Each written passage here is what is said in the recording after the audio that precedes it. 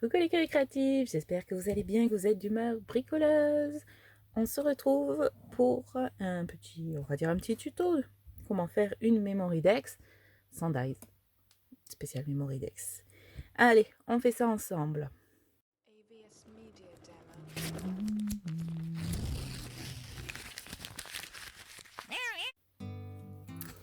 Pour faire une memory dex, on a besoin d'une petite cartonnette. Alors j'ai pris une petite cartonnette de récup. Crayon, hop, règle Wicker. Et moi je vais prendre ça pour être sûr de ne pas me tromper sur la taille. Et, ah oui, important, pour faire des trous. J'ai pris celle-là, ma scolaire. Hop, c'était pour les feuilles de classeur. Ça devrait très bien fonctionner. Voilà, voilà.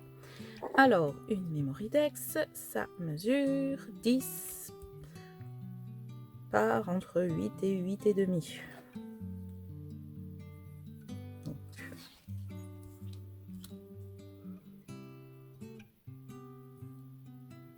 Là, pour tester que ça marche bien dans mon petit rotatif, je vais faire la plus grande taille, donc 8 et demi. Ça dépendra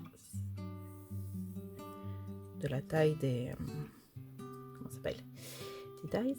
On va faire 8 et demi. La hauteur, c'est vraiment pour que ça passe dans la machine. Bon, la largeur aussi, mais c'est surtout par rapport aux petits points, aux petits poinçons, pour que ça soit fixé sur les rouleaux. En fait, ce sont des disques dans la machine. Donc, il faut vraiment ce système d'accroche.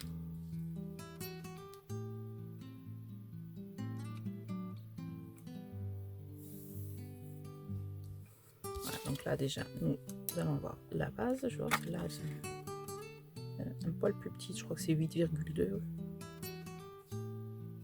Largeur, un poil plus large.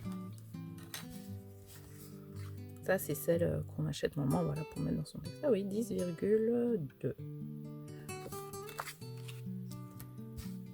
Hop.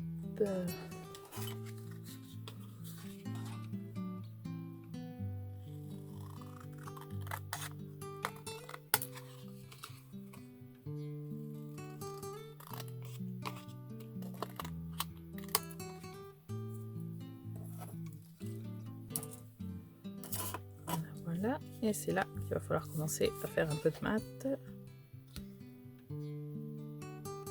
La petite encoche est à 0,4.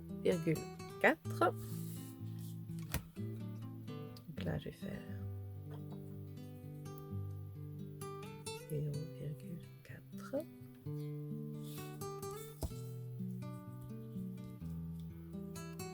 En fait, ça peut être pas mal de se faire un patron sur une feuille de cartonnette un petit peu rigide, type 200, 250, 300 même. Comme ça, c'est bien rigide, et après, on l'utilise comme un patron pour tracer sur les feuilles.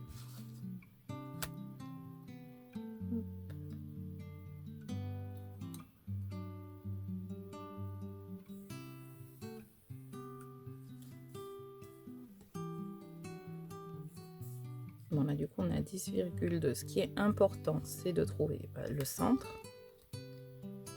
Ici, je ne suis pas sortie.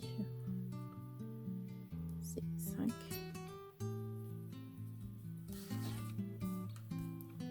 Entre les départs d'encoche, nous avons 2,2. Donc, c'est facile, 1,1 de chaque côté.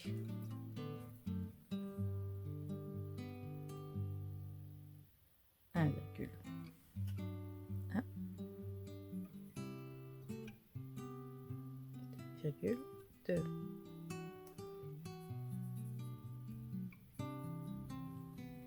Allez, pour faire vraiment parfait, on va faire la mesure. C'est pas évident, la blanc sur blanc, c'est peut-être pas le plus malin. Je prends un petit truc un peu foncé. Non, c'est pas foncé. Hop, hop, hop.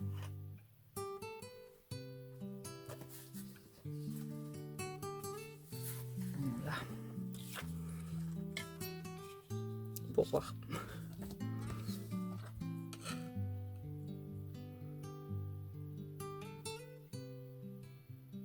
Là, ça fait 3 mm.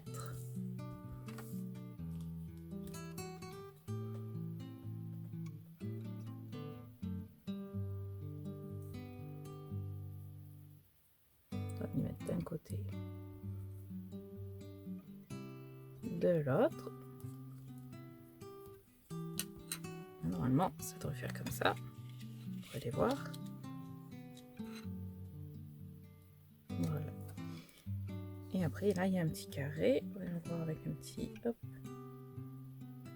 J'en ai pris deux.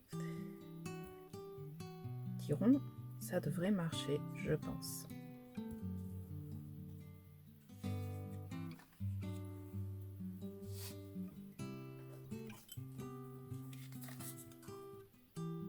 On va aller jusqu'à notre ligne. Hop, tac. Tac. Tac. Tac. Je vais peut-être noter les infos, pas oublier. Là, on a centre.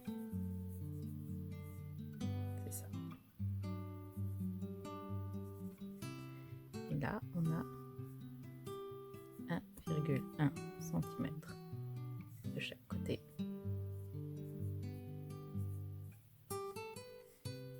Le 3 mm, je peux pas vous le mettre. Je vais peut-être le mettre là au-dessus après. Ce que je vais faire, je vais regarder avec la poinçonneuse.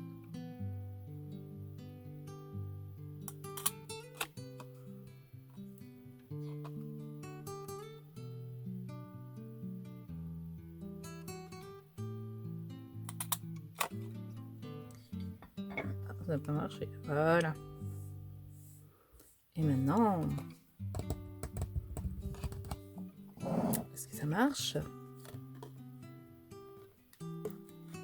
Ça déchire un peu, oui. Tac. Et tac.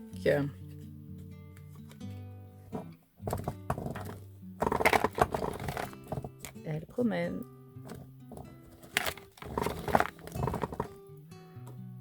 Elle se décroche pas facilement, comme une vraie. Donc, c'est validé, c'est tout juste, mais c'est bon. Donc, si vous n'avez pas de Memorydex, vous pouvez procéder de cette façon. Ça, c'est quoi? C'est des 5 mm? Ouais, c'est ça. 5 mm. Je vous le dis au cas où vous ayez une crop tile, c'est le trou de 5 qu'il faut faire. Et du coup, là, on a dit le petit trou là.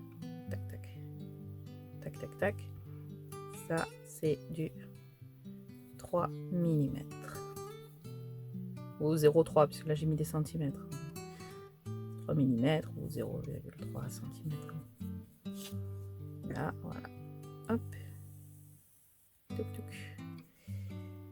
8 ou 8,5 cm. Sur 10 cm. Voilà les amis, vous savez faire une base de Memorydex si vous n'avez pas de dice et que vous avez envie de vous prêter à cet exercice. J'espère que vous avez passé un agréable moment à bricoler avec moi et si ça vous a inspiré, à vous de jouer.